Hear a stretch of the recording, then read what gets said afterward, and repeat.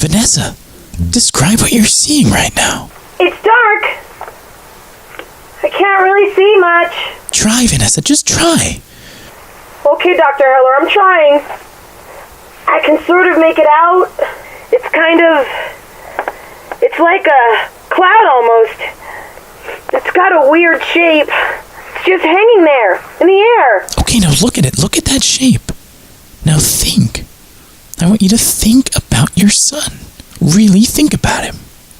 Oh gosh. Dr. Heller, wait! No!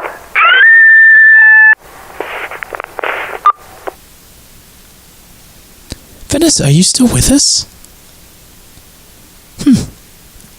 Eddie, I think we lost Vanessa.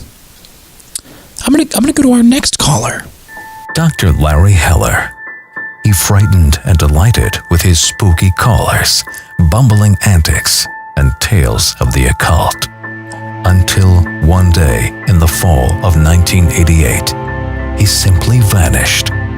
What happened to this beloved local icon? Join me, his former producer Eddie, as we dig into unearthed tapes from the radio vault and explore the life, times, and mystery surrounding Dr. Heller's disappearance. Let's ask the question we're all dying to have answered.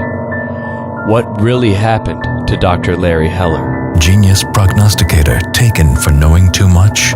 Or paranoid kook always destined to crack? Listen to the facts, listen to the tapes, and decide for yourself. This summer, fear has a new frequency. Tune in at thehellermystery.com. The original kings of podcasting, starring Mark Chambers and Todd Perry.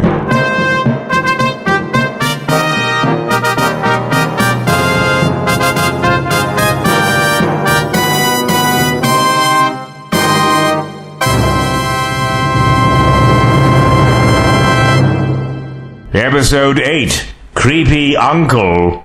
OG Kings. OGKings.com. We are the original kings of podcasting. My name is Mark. That is what I go by. That is Todd. Yes. Welcome. Thanks for listening. Settling in. It's been interesting. Just revisiting this show, revisiting this dynamic. Revisiting the dynamic. Getting older. Yeah. I know. So I've been doing, I stream video to YouTube. I stream video of myself playing video games. Yeah, I saw this the other day, and actually, I only saw it. It was because somebody on Twitter made note of it. Yeah. And then sent it to me. Yeah. And said that basically Mark Chambers is going the way of the weirdo. Because you were streaming a game. Now, you were streaming a game, and it was like 2 hours of you playing a video game. That's right. Where you were a 16-year-old girl that looked like Parker Posey. That's correct. Which if I was... this is a game called Life is Strange. And it's a very, very good narrative about teen angst and identity. Now, I can't understand why one would want to, as a 38-year-old male that deals with 38-year-old male shit, how I could even get into that headspace and want to be a 16-year-old girl. Now, this girl looked like Parker Posey. Sure. So if I was going to be a woman, if like my spirit animal was a woman, right, it would probably be Parker Posey. Okay. I'm down with that. Now, I'm not saying that I have a 16-year-old... First of all, the main character of Life is Strange is 18.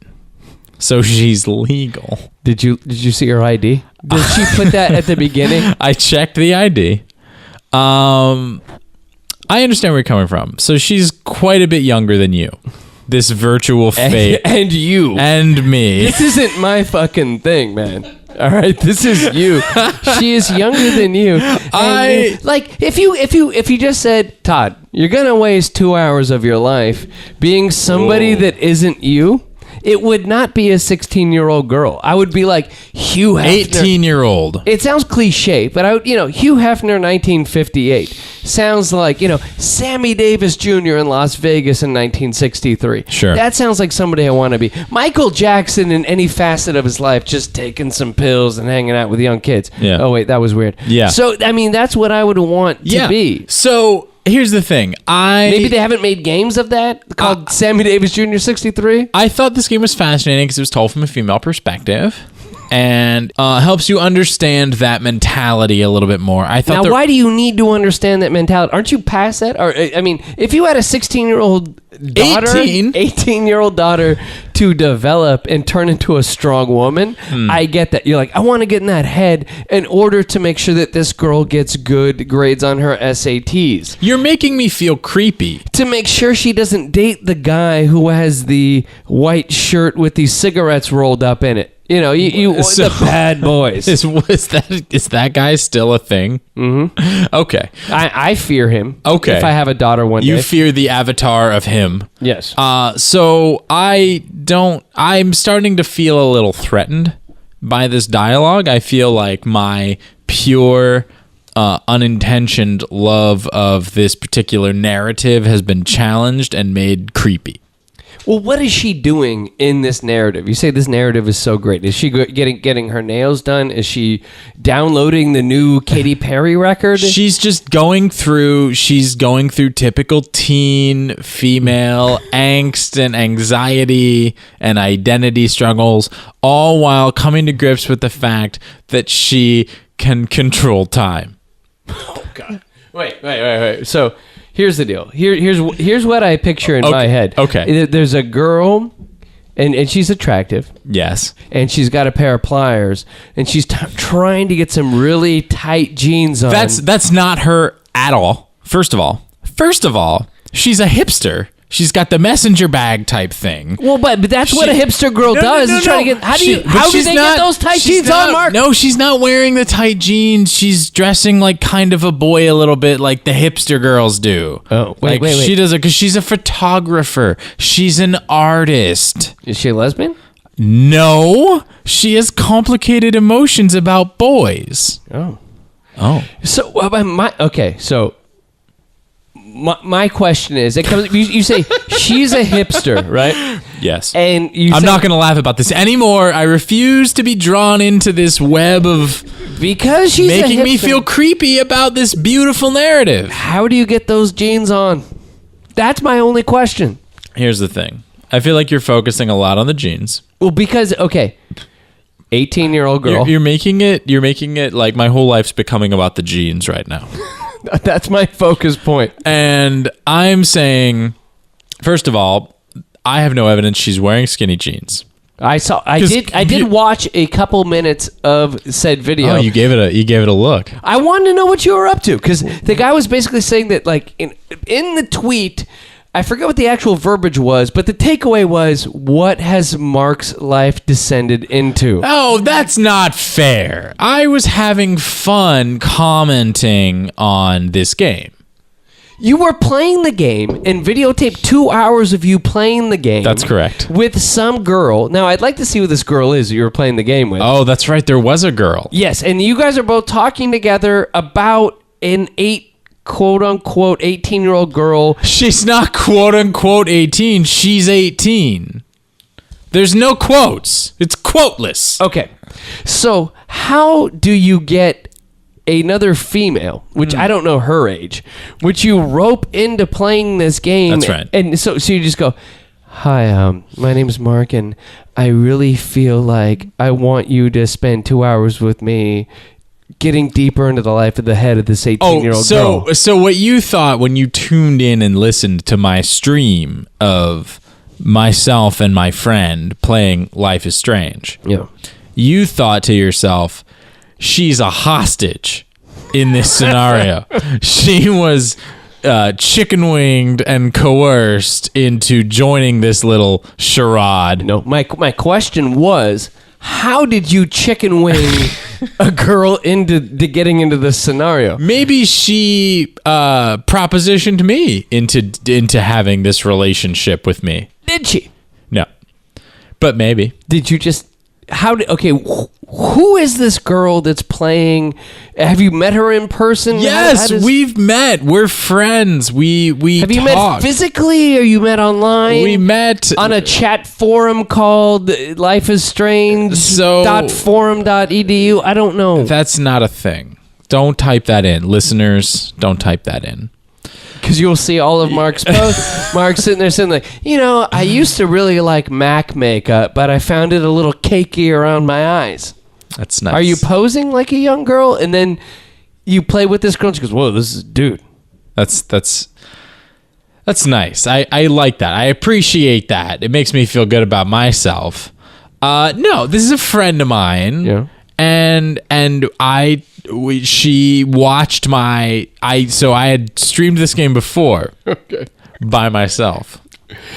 Solo. And you recorded it. I streamed it to YouTube, and it was viewable to all. And you were narrating you playing said game. Yes, that's correct. And you put that out publicly. For 2.5 hours. Because I always feel socially in life, you are casting your net into the world, and you're seeing who comes back. That's like, we do a podcast, we see who comes back and listens to the show. So you think that's my MO? I just cast things out into the world, and I see who comes back. I think that's a fair assessment. Okay. And but here's my question. Sure. I don't know what you're getting from that. Okay. All right. I don't know what to take. I'm sure it's great. I'm sitting here talking into a machine and putting it out, and I get something out of it. Yeah, right? sure. I'm not judging you on that. Sure, right? Sure. B, who is the kind of person that then watches? Who are these people? These people. Well, first of all, no one is watching me do it. So she is, obviously, because... Well, she's participating. And she commented on your initial thing? Is that what happened? Yeah, so she saw, as a friend of mine, she saw my initial one, and she thought that it was an interesting game. She likes the game, too. Yeah. It's a new game. It just came out in December. Yes. And she wanted to, I was like, I'm going to stream it again. And I was like, I wish I had someone to talk to. Okay. I'd like to have a good riff going and a good back and forth while I stream this game. And she was like, I'm happy to stream it with you. This is a thing. This is a thing people do. Okay, they stream games. I don't know this world. I don't game. So, and I'm not saying that like I'm great. I don't game. It's just something it's not in my fucking orbit. So let's get into it a little further. So I got a comment from a listener of a past project. Okay. Of ours. They commented on the video. On the video. Now, I don't do these for viewership. I do them because I think it's fun. Yeah. Same reason I do this. Same reason I did the past projects. Yeah. And I got a comment from someone who was a listener of one of my previous endeavors. And the comment was... so they commented on every one. They spammed every one of the videos I had on my channel. Now, that's another level, is the guy watching... you do this who is a fan of the podcast. So spams every one of my channels and goes, enough with this, bring back your previous project. And I was like, and I get the emails and I ignore them. You should have just said, this is much more rewarding. Yeah. I found out who I really am. Yeah. An 18-year-old girl that looks like Parker Posey. Yeah. That's who I really am. That's your spirit animal. Inside. Yeah. And so, and yet straight. Yeah. No one can figure that one out. People have tried to crack this nut and failed. and so I had that whole, I get that whole, and I finally replied to one and just said, why? And I get back, so I'm just outliving. I figured normally the guy shrinks away. Whenever somebody has come at me on Twitter about some podcast stuff and has been kind of dickish about it, when I throw back, it's like, oh my God, I'm so sorry. Like, I love your show. Like, So I said, why? And I wish I had the foresight to pull it up on my phone, but I can paraphrase pretty well because you know how they brand cows? Yeah. With like that...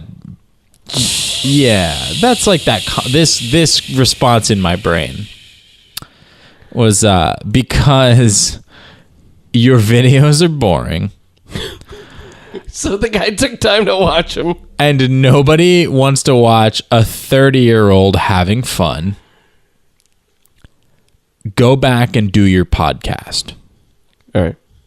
All of these sentences were punctuated with periods. Okay. And that was it. Just straight points. Just because your videos are boring. Because period. yeah. Nobody wants to watch a 30-year-old having fun. Period.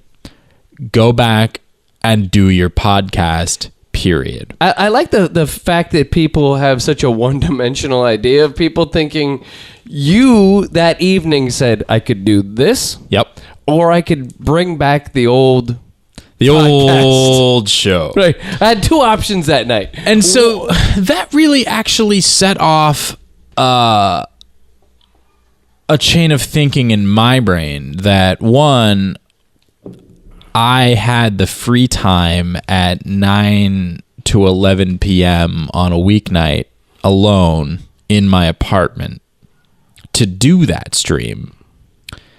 And two, that people my age don't really get to do that kind of thing and get away with it. See, I'm down with you having that freedom. Really? Yes. As a man that is married, that if, I came home and at 9 o'clock at night, my wife was like, what are you doing? And I was like, I'm playing this game where I'm acting like Parker Posey and I'm hanging out with this rando chick on the internet and I'm filming it and putting it up there. Yeah. She'd be a little taken aback by it. Yeah, I mean, yeah. As she is with what we're doing right now. No, very taken aback. A little taken aback is very weak. Yeah. It's very taken aback. So, what it comes to... Yeah. is that I see that this is just another kind of part and parcel thing of something we discussed earlier, where you are getting close to being creepy uncle. Okay.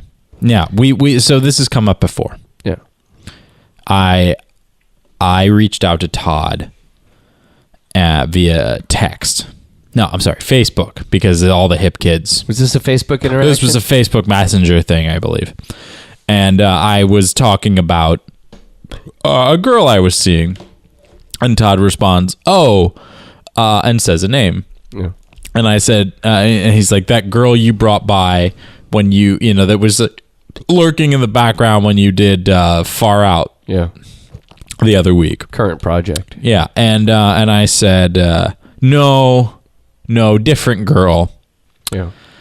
And Todd goes, I can't really keep track.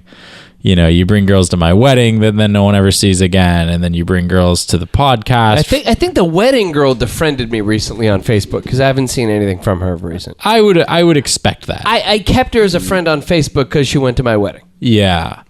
I kept up with her. But on social media, there are about 7 different women that show up in all my various feeds that have added me because of you. Yeah. And now you're done with them. So you are littering my social feeds with these various women. So and I'm fucking done with it. What I've learned is you should tell them, wait to add Todd for at least a 6-month relationship. I've learned that I'm the least desirable man in my circle of friends. Okay. Because I date these girls. You need to get new friends. And you get less desirable friends. And they add Todd Perry and the rest of the gang. Yeah. The gang of 8, as I call my close friends. Yes, well, and they like me. And I am the one that gets dropped. And then the rest go on to discuss Britpop and Anglophile topics in great detail on Todd's Facebook page. Right. I go back and forth discussing great Britpop stuff with some of your exes. And those are the great ones you brought into my orbit. Yeah. And I just found out the other day that Blur is coming out with a new record because of one of your exes. Yeah. And that girl I would have never broken up with. She broke off contact with me. And what did you do? What precipitated this? I was a little crazy. I was a little hard to deal with. You're kind of up for a little while. I was kind of, and then I kind of went down, and then she got me on the down. Yeah, and that's where they get you. So then they ride the pony on the up. Yeah, they love the up. Yeah, everybody loves the up. Yeah, no one likes the down. I don't like the down. I've seen the down. Everybody's seen the down. It's the people that have hung in there. Those are the people I podcast with. Well, it's the up and down which helped to create the OG kings of podcasting. It's gotten better. Age combined with medication, I don't know. Yeah. But the point remains that I've also sort of, the reason it's gotten better is because I've sort of given up what you're describing. Partially because of what you're describing. Yeah. I have reached a crossroads where I have to decide if I'm just going to stream games where the main character looks like Parker Posey, or am I going to resign myself to having a different lady around every 6 to 9 months, or nothing. Well, see, here's the deal. I mean, there is no third option. In my mind, those are the only two choices. Either nothing and I'm streaming games. No.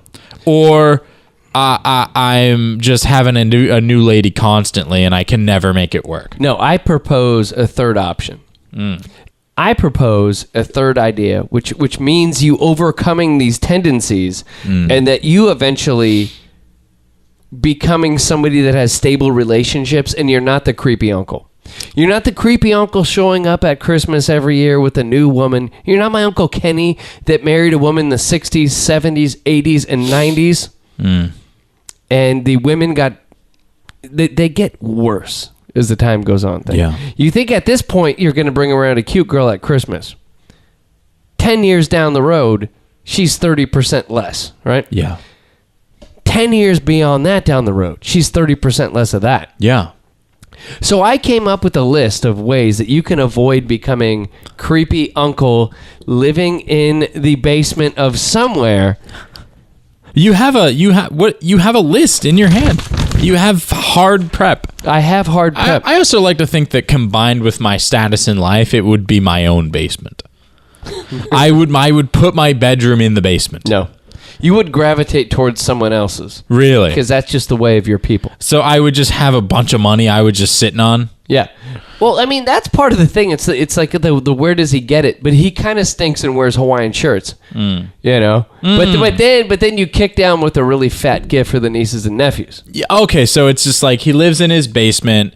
He wears like old tattered clothes. He doesn't shower a lot.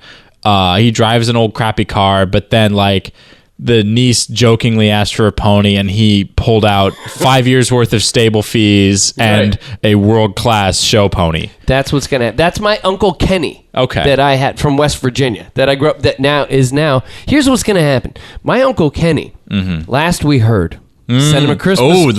I love any story that says last we heard. Last we heard. Okay. I sent him a Christmas card to his place in Arizona. Sure. Sedona? That's outside of Phoenix. Oh. Yeah. And me and my sister, we both sent out Christmas cards and they got returned. Oh, no. So we called his old residence and the new people that bought his house said, Ken's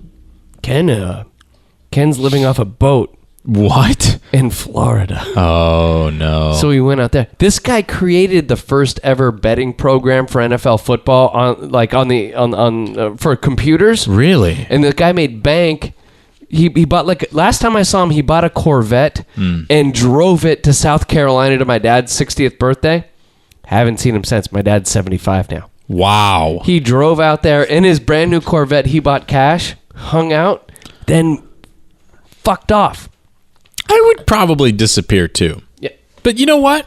I want to keep you in a steady relationship. Okay. B, I don't want you to disappear on everyone. Do you think that I have this in me, one, and two, deserve it?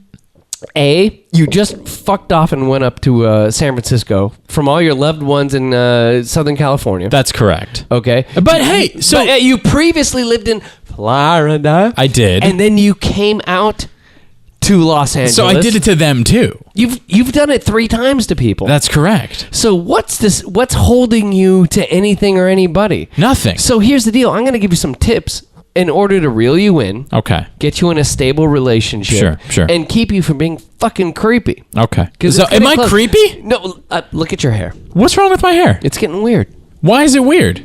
it's you've got this odd wave coming down in front of the face. Okay. You showed up to my house today, and what did I tell you? I said you look haggard. You said you look haggard from the road, and I waited and later said, I don't. This is just how I look.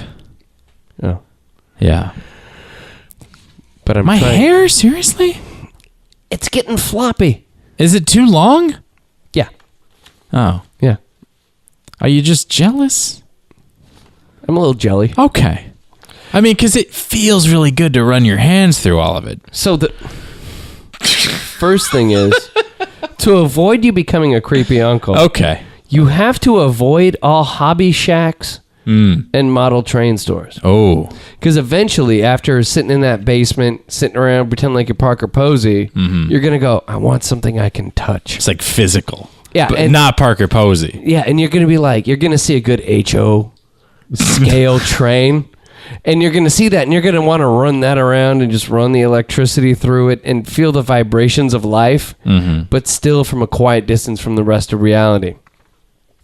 And these obsessions will avoid you having the touch of a loving woman, not just some rando chick that you meet online. But like a loving woman. Yes. But how do you... Have you ever been pulled towards model trains? Have you ever seen a model train in a window and thought, this is me? So I went recently to a model train store in Santa Monica. Oh, no, the one in Culver City? The one off Sepulveda? Is it in Culver City? It's a good one. There is a fat guy with a crazy neck beard that sits in the back that's like, I'm sitting here and I'm working out this HO train scale. Yeah. And this looks just like the Northern Line from the mid-'70s in Ohio. I was fascinated by the passion and by the detail. And I thought, now if that... Did you want to take that next step? Did you want to buy that first Burlington Northern? So I thought, this is something that it's really delicate and it's really special and people put a lot of time into it. And really... And you can eat up a lot of time between 9 and 11 o'clock at night. The more time you have, the better the outcome will be. Yeah. So if you have the most free time, just all the free time, you can have some pretty bitchin' model trains. Yeah. Now, I'm not saying this for myself, but other people, I get it. You have also had quite the interest in transportation. Now, not quite like a friend of ours we used to do the show with, who used to be able to talk about transportation and freeways and train lines. Another thing I think you should do is, I think you need to mind on a previous show. I mentioned the fact that you have an issue called shelf butt. Yes. Now, here's the deal. You've mentioned this several times since I've been here, and I'm worried that it's gotten worse. Well, here's the deal. Eventually, once you kind of adapt this creepy uncle role, the shelf butt will get out of control. Okay. Now, every creepy uncle always has one odd physical deformity that everybody can point to and go, that's why. Oh, the guy with the big butt. So his butt just goes to Texas. Your ass will be so out of control that you will have reason to delve into this weird basement dwelling. Well, because no one will love you anyway. No, it won't be real love. Because of your butt. I mean, you'll be paying bills for strippers or that random girl with all the turquoise Indian, jewelry that you bring around every year. Right. At Christmas. So there'll be those girls, but no one will truly love you because of the size of your butt. That's right.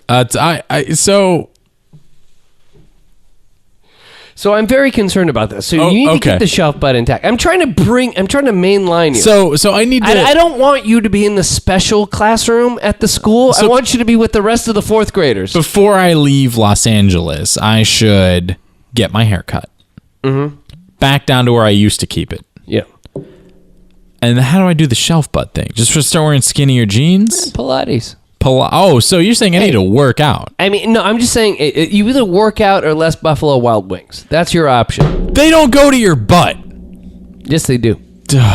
some people that go to the butt. It doesn't go to my butt. It goes to my face. You're saying you're sitting here and you're gonna look me in the eye across the studio and tell me that my butt's gotten bigger since the last time you saw me. I'm saying it's a concern. Okay.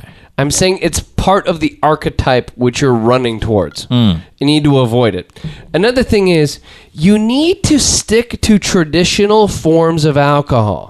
Because creepy uncle always drinks something a little weird. Okay. And smells of something a little weird. Okay. Like, you'll show up and be like, what?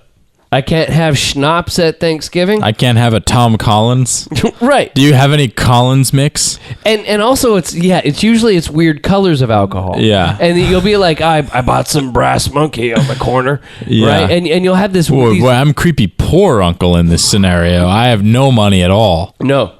You're It's all tied up in trains. Poor and no taste are not mutually exclusive. Oh, right? Okay. And also you're gonna come in with either some kind of weird wine, or and you're gonna start drinking stuff that is named after a geographic location. It's like, oh, Mark's here, Uncle Mark's here. Get out your Canada's Best.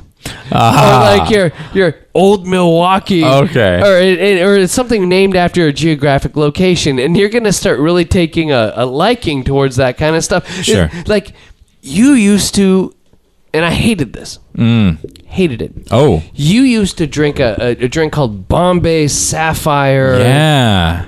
Gin. Yeah. Whenever you drank this on a previous project, On a show, yeah. you would get just MF'd. You just get fucked up. Now, Bombay, geographical location. All right. Actually now known as Mumbai. So it's a geographical location that no longer exists anymore.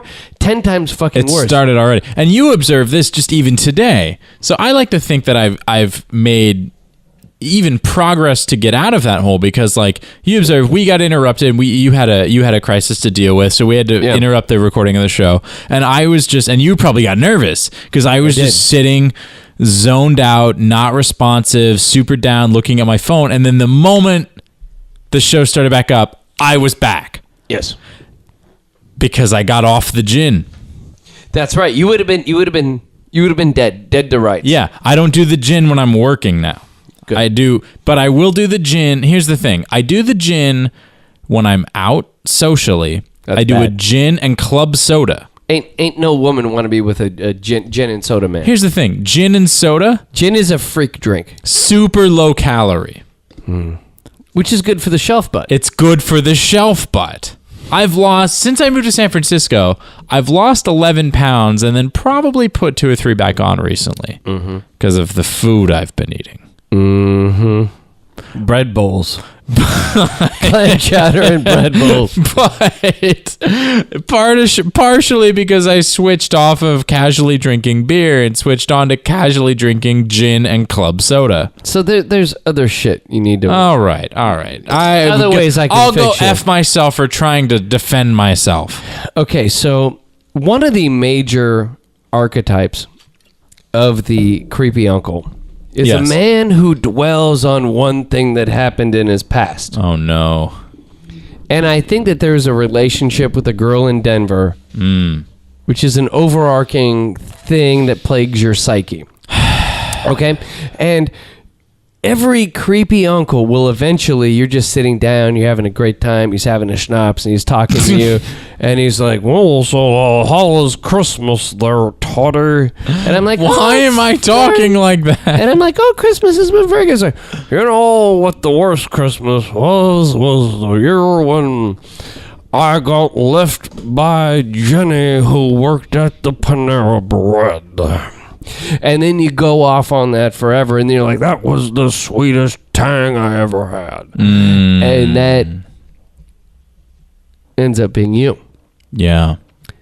And I think that possibly this Denver girl, through many times dealing with you, has a burn on your psyche that you still need to get over. Okay. And that maybe the cheap geographically named booze is something to hide that scar. It softens the blow on the psyche.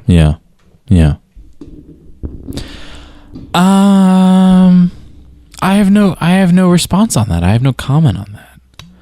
I feel like I should run it by the girl from Denver to see what her thoughts are. Mm-hmm. Like maybe mention, maybe I'm hung up on her and see what she thinks about that.